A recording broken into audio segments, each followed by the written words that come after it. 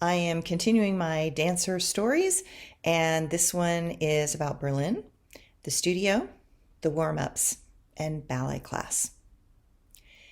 It is the winter when I arrive in Berlin, and I become aware of how far north I have traveled. In Berlin, I felt as if I was in this dark, wet, cold place. Each morning, I would get on the U-Bahn in the dark, go to class, and hopefully rehearsal, only to go home in the pitch dark once again on the German subway system. For a sunshine-addicted Texas girl, that alone was a challenge. I'm sort of like a bear in the winter.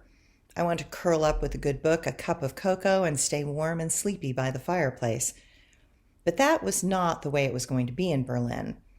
I would get to the theater early because the cleaning ladies would have cleaned the ballet studios with ammonia and had opened all the windows to air out the smell of sweat and effort. I appreciate what they must have walked into each evening after our hard work day. And I even now appreciate the shock of the cold, brisk air as a way to wake me up and stimulate my senses to pay attention. The ballet studio would be freezing cold and smelled with the determined Putzfrauen. I would immediately close all the windows and allow the radiant heaters to warm the room back up. That process was slow as the studios were quite large and the radiators were along the window side of the studio. Bundled up in as many warm things as I could wear, I would start darning shoes or go back to the dressing room as it was warmer and put lacquer into the toes of my point shoes and then stand them up on their tips so that the lacquer would stay in the base of the point shoe and re-harden the toe so I could use these shoes for rehearsals. This was a technique that all dancers did at the time because breaking shoes in was quite a chore. Once they are broken in, the only problem was that the tip would become too soft to stand on without causing pain, and shoes are expensive. The Berlin Ballet and all professional companies pay for a dancer's shoes, but one still likes to be able to reuse them, at least for classes and rehearsal. Once the studio was warmer, I would go down and stretch. This is a ritual for all dancers, male or female. While dancers are strong, they must also be supple and flexible. All warming up rituals for dancers include a lot of ways to stretch, soften the hips, knees, ankles, and spine. Each dancer has their routines that they do. To us, this is a habit that borders on superstition. What I mean by that is that we really become accustomed to the ways that we believe make us a better dancer. We are attached to our routines in a slightly fanatical way. Dancers are comfortable with repetition. All classes are that way. Rehearsals are all about doing the same things again and again until the muscle memory is automatic and can be recalled instantly. We unconsciously create our own warm-up routines, and while there are variations because of being injured previously or stiff from the week's rehearsals, we are all trying to loosen the knots, release the kinks in our muscles, and with that repetition for our stretches, to calm our nerves and center our mind. Oh, and we chat with each other while we are doing them. I could see early on that the ability to feel flexible also promoted a more flexible mindset. When we are warmed up and feeling loose, we are more open to feedback and handle criticism more easily. While dancers try to deal with the constant criticism of ballet with grace, it does get to us.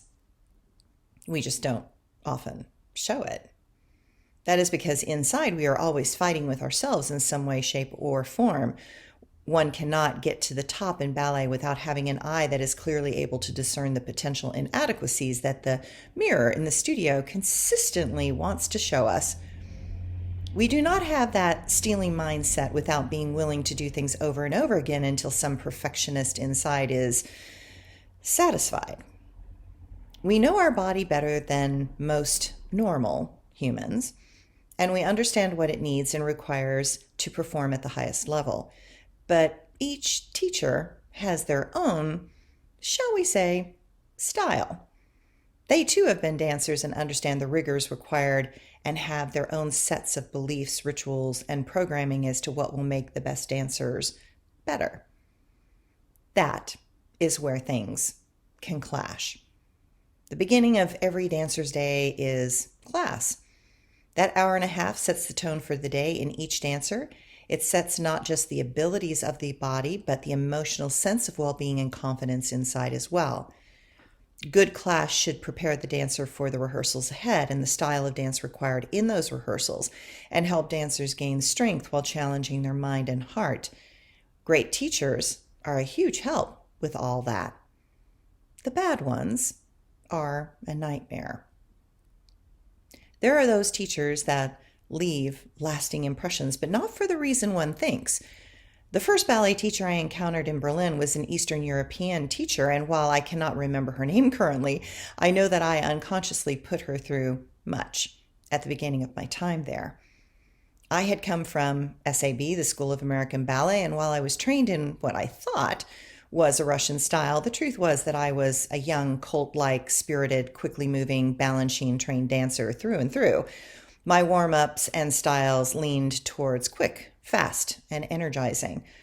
These teachers' very heavy Russian styles was all about strength, power, and slowly ponderous combinations. A verbal example would be that at SAB, a grand battement would go like this, and and one, and two, and three, and four. That meant on the and, the leg kicked up. On the number one or two, the leg came sharply down. Up, down, up, down, up, down. It was a quick, sharp accent that was up and the other down.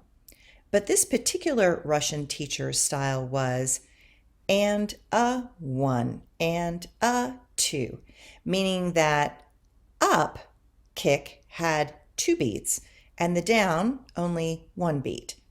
Lifting against gravity is, shall we say, hard?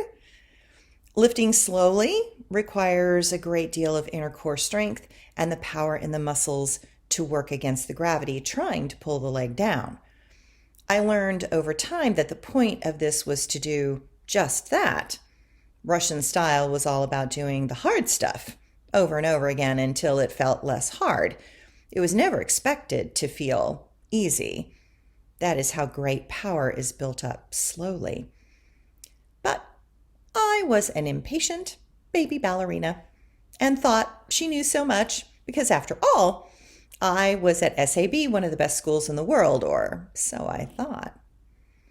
But the Russians had been at this much longer than the Americans, and while we have great youthful exuberance, we lacked the strength built from great sacrifice and the determination to get ahead that the Russians have been sweating and bleeding over for a century or more. So with this teacher, she is giving these heavy exercise, and I finally just could not stand it anymore. My body was not happy. I was not happy. I was feeling heavy inside, dense and miserable. And her way of teaching was only souring my already very bad mood. So I did everything double time. I was really pissed. I just wanted to do what my body needed and wanted. I did not want all this heavy shit. I had the logical rationalization that such movements would create dense muscles without length, and I believed was more beautiful. Well, let's just say that. One does not do that to a teacher in a class. They are the one in charge. And you are in the ballet military, after all. They are the general, and we are supposed to do what we are told. She tried to ignore me at first. That gave me more reins, and so I kept it up. I will admit that I did not do it throughout the whole class, but only on those things that went against my personal predilections. By the time we got to the center and doing pirouettes, she wanted me to do the turns with the Russian-style double plie before turning, and to straighten the extended leg to the side before I would whip the leg into a passe to begin the spin. She kept insisting that I do it her way and not the SAB way, which was to keep the back leg straight.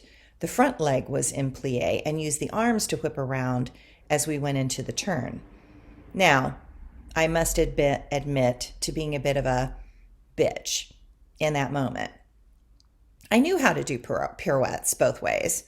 I just had a preference. She kept insisting that I could do more pirouettes if I did it her way. So I did it both ways and showed that I could do just as many her way as the other way. It ended in a stalemate. But I could see that pissing off the teacher would not really get me what I wanted, which was a good word with those that made casting decisions. So I backed off and did things her way in class. Arrogance and attitude are a trait that all dancers bump into within our own psyche. It is often not pretty. It is not always helpful, but it is something that arises when we think we know more than another. I have learned that when one holds such a perspective, it is rarely going to allow growth. Growth requires a willingness to try different things.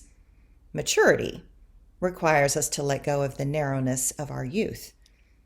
And wisdom comes when we can see the paths that are ahead and make choices that will allow for a responsive openness and that cultivates all forms of authentic expression.